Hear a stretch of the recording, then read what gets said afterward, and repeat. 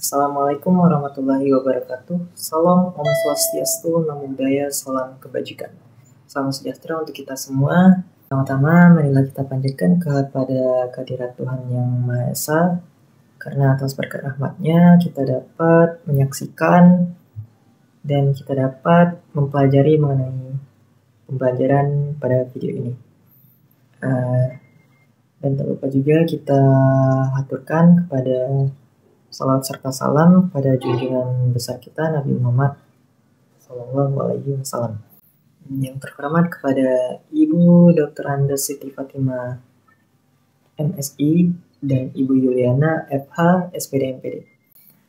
Perkenalkan, nama saya Salih Anderwan dan teman-teman saya ada Nurmaya Yunita, ada Indah Nur Amalia, Maisa Safira, Bardata Uyuni, dan Dika Fitria. Pada kesempatan kali ini, kami akan menjelaskan mengenai analisis keseimbangan model klasik dan Keynesian. Kepada teman-teman, silahkan menyaksikan dan silahkan untuk mempelajari materi ini. Saya akan menjelaskan materi mengenai karakteristik analisis keseimbangan klasik.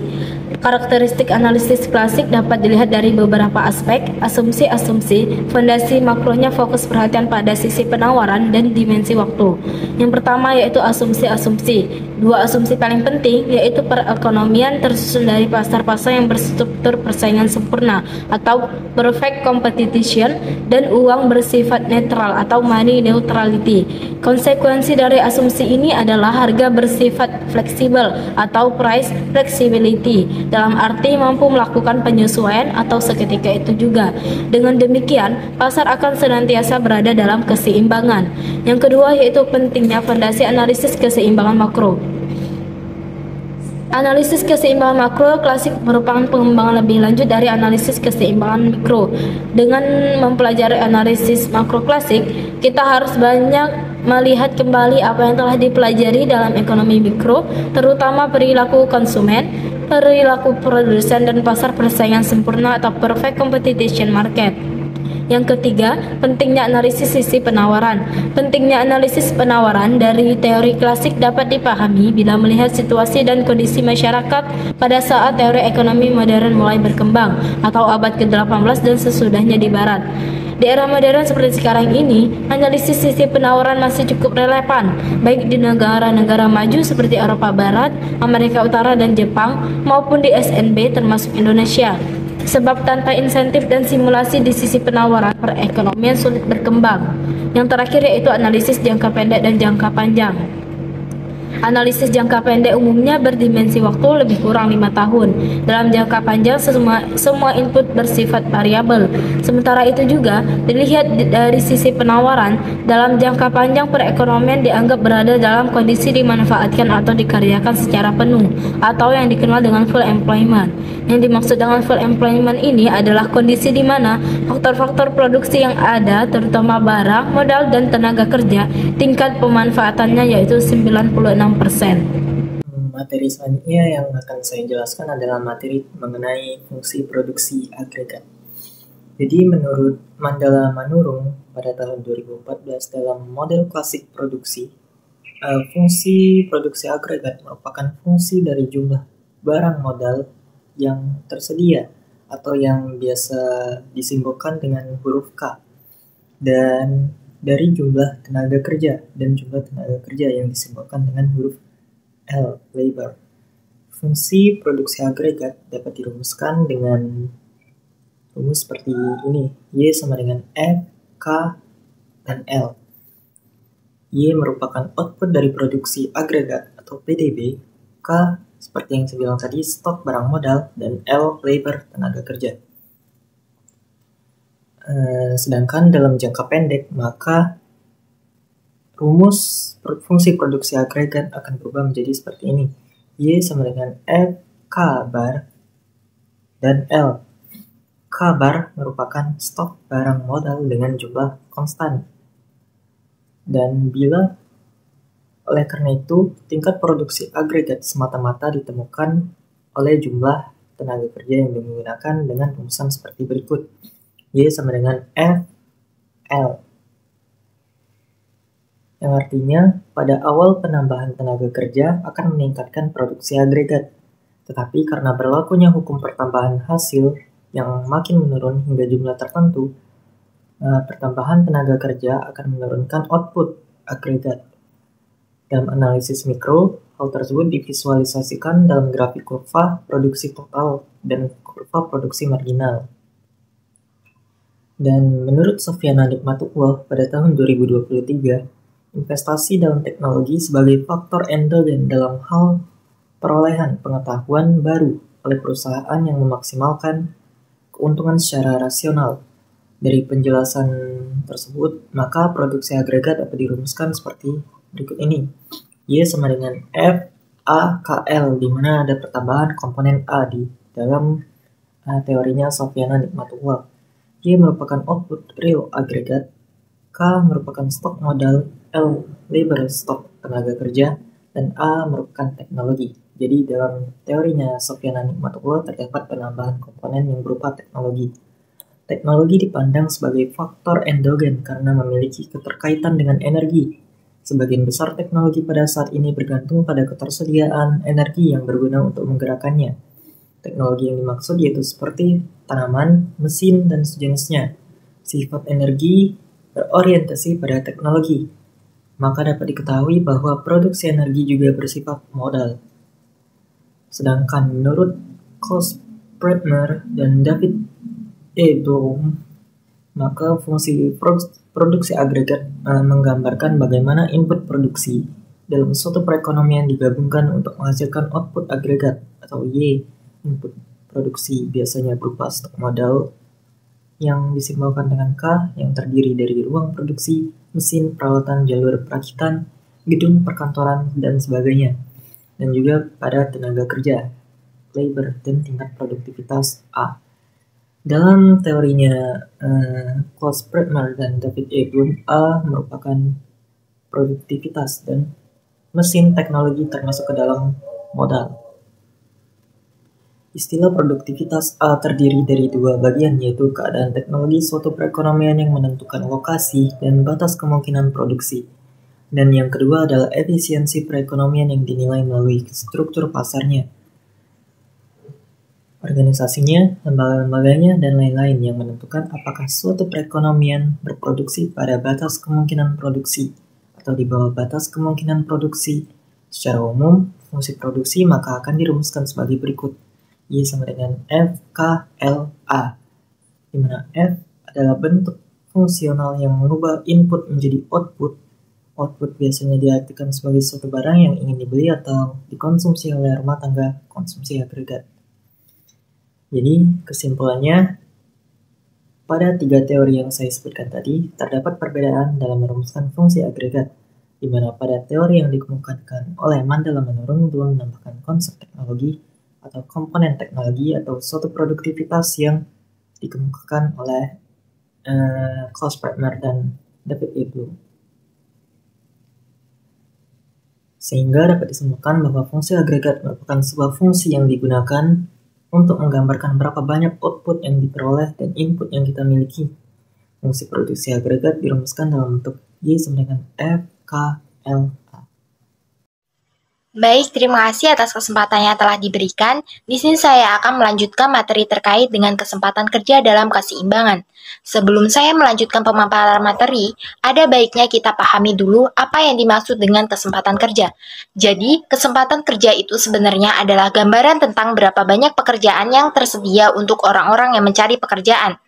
Ini mencakup baik pekerjaan yang sudah terisi maupun yang masih kosong. Ketika ada pekerjaan yang kosong, ini menunjukkan adanya kesempatan bagi mereka yang ingin bekerja. Dalam teori kesempatan kerja, kita juga mengenal konsep elastisitas pemerintah terhadap tenaga kerja.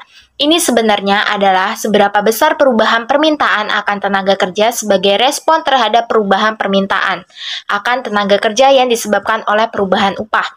Tujuan utama dari semua ini adalah untuk menurunkan tingkat pengangguran. Untuk mencapai hal ini, kita perlu membangun dan mengembangkan angkatan kerja sesuai dengan pertumbuhan jumlah angkatan kerja. Kebijakan umum yang sangat penting di sini termasuk langkah-langkah seperti deregulasi dan debirokratisasi yang bertujuan untuk menciptakan lebih banyak peluang kerja di berbagai sektor dan wilayah. Kita juga perlu memperlihatkan dan memperhatikan kualitas tenaga kerja yang melibatkan berbagai inisiatif dalam pelatihan dan pengembangan sumber daya manusia. Pasar tenaga kerja yang efektif memastikan bahwa tenaga kerja didistribusikan dan dimanfaatkan sesuai kebutuhan pembangunan. Dan tentu saja, penting untuk memperhatikan sektor-sektor ekonomi yang berbeda. Semakin banyak kapasitas dan mesin yang digunakan, semakin besar pula kebutuhan akan tenaga kerja. Di Indonesia, sektor informal menjadi tempat utama bagi angkatan kerja. Karena sektor ini lebih mudah diakses. Di Indonesia, sektor informal menjadi tempat utama bagi angkatan kerja. Karena sektor ini lebih mudah diakses oleh para pekerja tanpa memerlukan modal besar atau keterampilan khusus. Jadi, demikianlah penjelasan mengenai konsep kesempatan kerja dan upaya-upaya untuk mengurangi pengangguran. Semua ini menjadi bagian penting dalam memahami dinamika ekonomi kita. Mungkin itu saja pemaparan materi dari saya. Untuk materi selanjutnya akan disampaikan oleh rekan saya. Terima kasih. Saya akan melanjutkan materi tentang jumlah uang beredar, keseimbangan ekonomi, dan tingkat harga dalam keseimbangan modal klasik. Yang pertama itu ada pengaruh jumlah uang beredar terhadap permintaan agregat, di mana menurut Raharja dan Manurung pada tahun 2014, teori keseimbangan klasik menganggap bahwa fungsi uang hanya sebagai alat tukar, maka uang tidak dapat mempengaruhi tingkat output. Uang hanya mempengaruhi permintaan agregat. Penambahan jumlah uang beredar akan meningkatkan permintaan agregat, di mana dapat kita lihat pada diagram A yang menunjukkan apa yang terjadi terhadap permintaan agregat tahunan jika uang beredar ditambah 25% per tahunnya. Di mana diagram tersebut terdapat kurva AD1, kurva AD2, dan kurva AD3. Adapun menurut Rosha dan kawan-kawan pada tahun 2017, jumlah uang yang beredar dapat berpengaruh dengan signifikan terhadap permintaan agregat. Kondisi ini dikarenakan apabila jumlah uang beredar meningkat, maka semakin banyak jumlah uang yang berada di tangan masyarakat, sehingga keadaan ini akan mengakibatkan naiknya harga-harga barang yang menyebabkan terjadinya inflasi. Kenaikan inflasi ini akan menurunkan daya beli masyarakat, sehingga permintaan agregat akan menurun. Begitupun sebaliknya. Yang kedua itu ada penawaran agregat. Menurut teori Raharja dan Manurung juga, dalam analisis keseimbangan klasik, perekonomian berada dalam kesempatan kerja penuh atau full employment. Konsekuensi dari asumsi ini adalah tingkat penawaran tidak dapat ditambah lagi. Secara grafis, hal itu ditunjukkan dengan tegak lurusnya kurva penawaran agregat atau AS dalam diagram B. Misalkan saja kondisi full employment menghasilkan output real sebesar 2000 unit, maka yang terjadi dapat juga dinotasikan sebagai YF. Terakhir yaitu pengaruh proporsional jumlah uang beredar terhadap inflasi, di mana keseimbangan ekonomi dalam kasus ini akan dapat tercapai jika kurva AD sama dengan AS. Analisis grafis pengaruh penambahan jumlah uang beredar terhadap tingkat output keseimbangan dan tingkat harga dapat dilakukan dengan menggabungkan diagram A dan diagram B menjadi diagram 10.6 di samping. Dan ternyata penambahan jumlah uang beredar tidak dapat meningkatkan output keseimbangan karena keseimbangan yang terjadi tetap pada tingkat output YF, yaitu sebesar 2000 unit. Yang berubah adalah tingkat harga jika jumlah uang beredar ditambah, permintaan agregat bertambah, sehingga harga keseimbangan meningkat dari P1 ke P2 dan ke P3. Dengan kata lain, penambahan jumlah uang beredar hanya akan meningkatkan inflasi.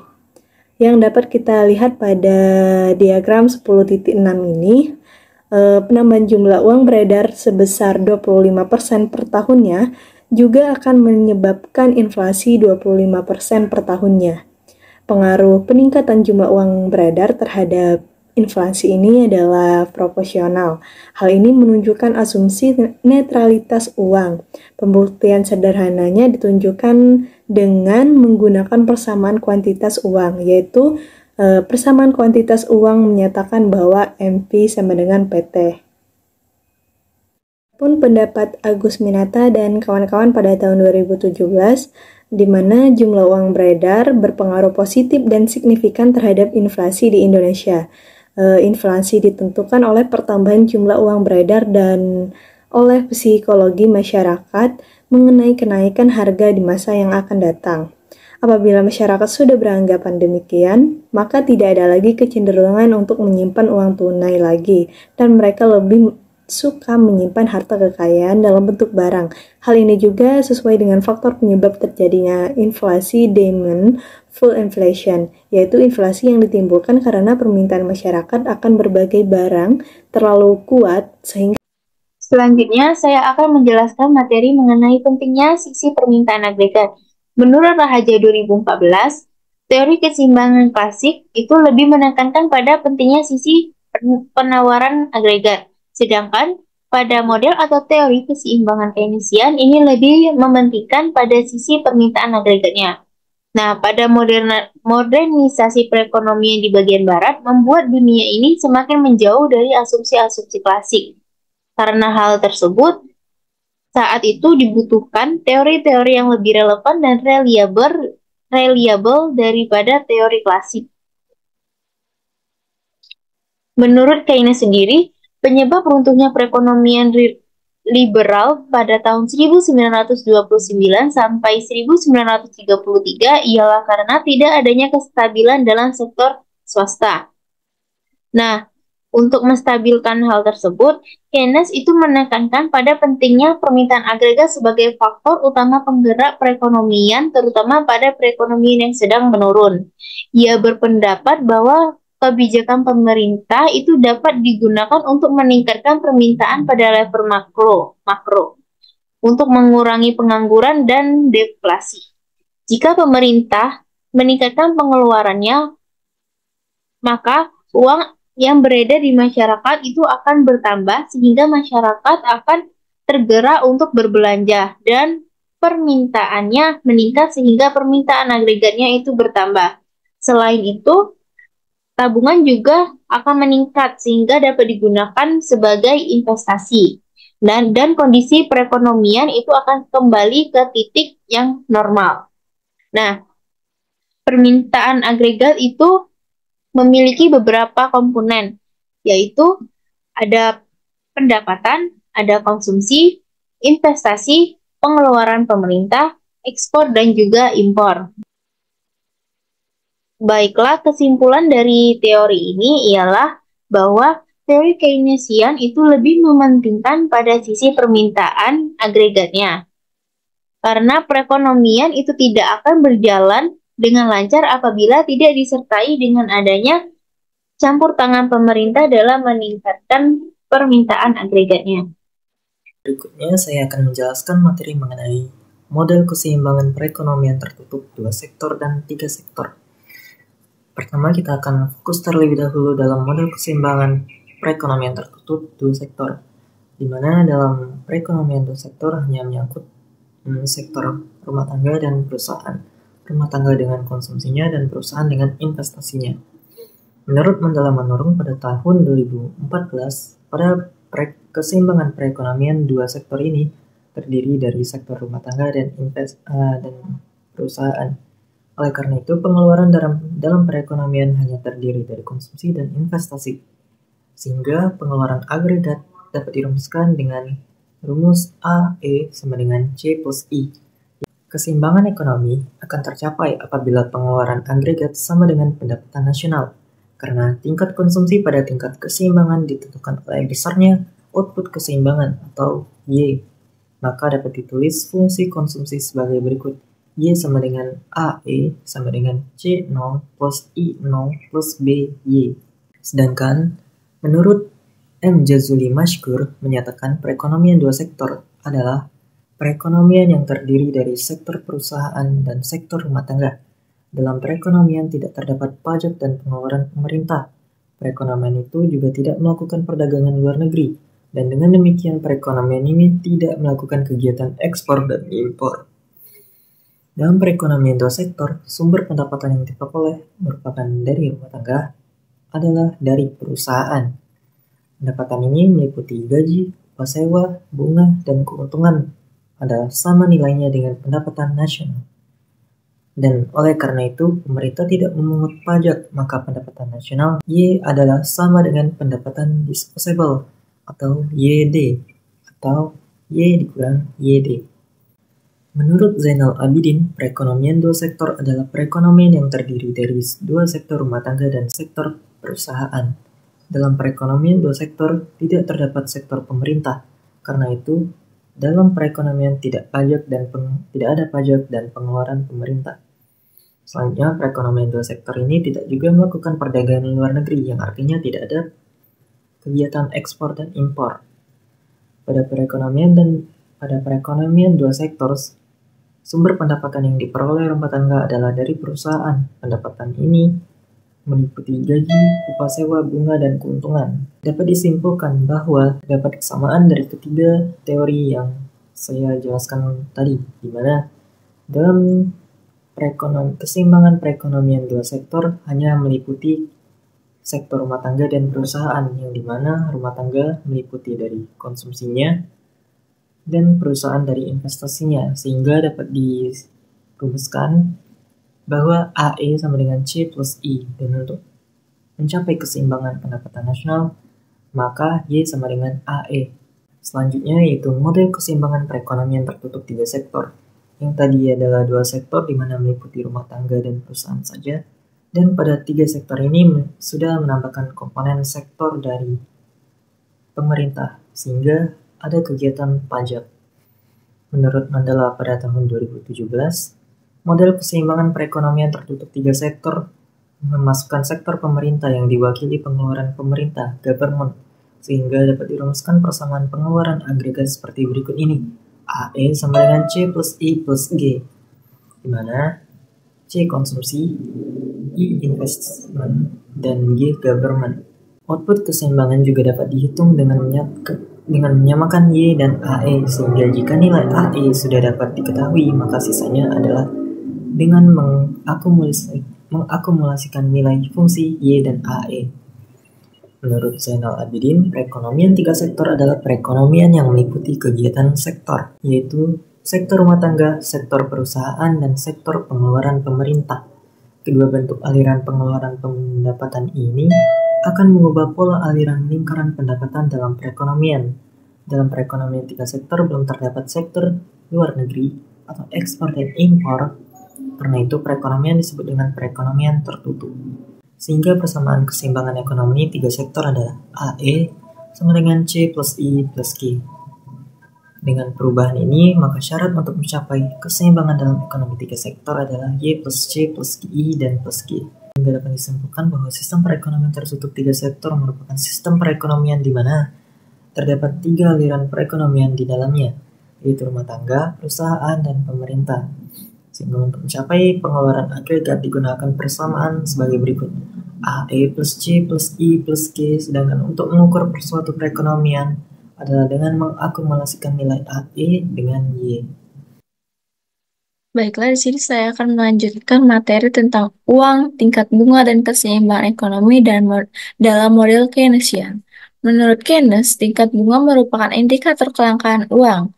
Tingkat bunga yang meningkat mengindikasikan tambahan permintaan uang lebih besar daripada tambahan penawarannya. Begitupun sebaliknya. Bila kembali kepada teori Keynes tentang uang, maka keseimbangan pasar uang dapat digambarkan dalam diagram tersebut.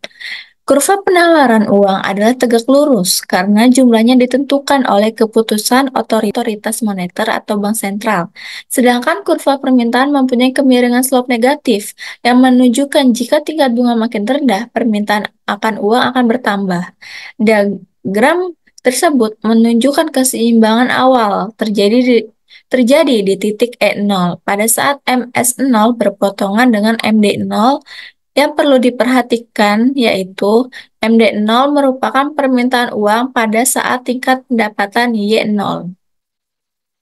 Tindakan pemerintah menambah jumlah uang beredar sehingga kurva MS0 bergeser ke MS1 akan menurunkan tingkat bunga keseimbangan dari R0 ke R1 selama tingkat pendapatan tetap Y0. Tingkat bunga keseimbangan akan kembali ke R0 bila permintaan uang meningkat yang ditunjukkan dengan pergeseran kurva MD0 ke MD1. Pergeseran tersebut dimungkinkan bila tingkat pendapatan juga meningkat menjadi Y1.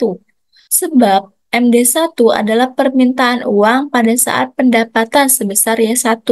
Mungkinkah penambahan jumlah uang beredar akan meningkatkan output? Menurut kaum Keynesian mungkin. Kenapa? Sebab penambahan jumlah uang beredar pada awalnya akan menurunkan tingkat bunga. Penurunan tingkat bunga tersebut akan meningkatkan permintaan terhadap investasi yang pada akhirnya meningkatkan pendapatan nasional. Penambahan jumlah uang dapat memiliki dampak positif pada tingkat investasi dan output ekonomi melalui penurunan tingkat bunga, yaitu atau merangsang pertumbuhan ekonomi dalam pandangan Keynesian. Ada dua aspek dari perseptif Keynes yang dibahas, yaitu yang pertama, penentuan tingkat suku bunga, dan yang kedua yaitu uang dan kegiatan ekonomi. Sekian dari pemaparan materi saya kembalikan kepada moderator. Kesimpulan pada materi kali ini adalah analisis klasik mencirikan ekonomi melalui beberapa aspek kunci dalam perspektif, yaitu asumsi-asumsi mendasar dan fondasi analisis keseimbangan mikro menjadi landasannya. Dengan fokus khusus pada sisi penawaran, pendekatan ini juga memperhatikan analisis jangka pendek dan jangka panjang sebagai elemen integrasi dalam memahami dinamika ekonomi. Fungsi produksi agregat menjadi elemen penting dalam menggambarkan hubungan antara input dan output dalam suatu sistem ekonomi. Rumus matematisnya ialah Y sama dengan FKLA digunakan untuk mempresentasikan sejauh mana input yang dimiliki akan menghasilkan output yang diinginkan. Hal ini memberikan pemahaman yang lebih mendalam terkait dengan efisiensi produk sumber daya dan dalam suatu perekonomian. Istilah kesempatan kerja merujuk pada gambaran tentang ketersediaan peluang pekerjaan bagi pencari kerja. Dalam konteks ini, kesempatan kerja tidak hanya mencakup lapangan pekerjaan yang telah diisi, tetapi juga semua peluang pekerjaan yang masih tersedia. Pengertian ini memberikan pandangan komprehensif terhadap partisipasi tenaga kerja dan kesempatan kegiatan ekonomi secara aktif. Dan juga pengaruh jumlah uang beredar terhadap inflasi menjadi perhatian krusial dalam konteks ekonomi Indonesia. Adanya hubungan positif dan signifikan antara jumlah uang yang beredar dan tingkat inflasi mengindikasikan adanya fenomena demand pull inflation. Dalam situasi ini, meningkatnya pendapatan masyarakat mendorong peningkatan permintaan uang atau permintaan barang, yang pada gilirannya menyebabkan terjadinya inflasi. Baiklah, sebelum saya menutup pada pembelajaran kita hari ini, sedikit pantun yang dapat saya ucapkan, yaitu di dunia model teori beradu, keseimbangan Keynesian mengalun merdu. Semoga kita bersama selalu sampai wisuda dengan kuat tanpa ragu. Terima kasih kepada teman-teman yang telah menyaksikan video kami kali ini. Kami ucapkan terima kasih lagi, dan kami minta maaf bila ada ucapan dan penjelasan kami yang kurang sulit dimengerti atau yang salah. Kami ucapkan maaf yang sebesar-besarnya. Hanya ini yang dapat kami sampaikan. Kami akhiri. Wassalamualaikum warahmatullahi wabarakatuh.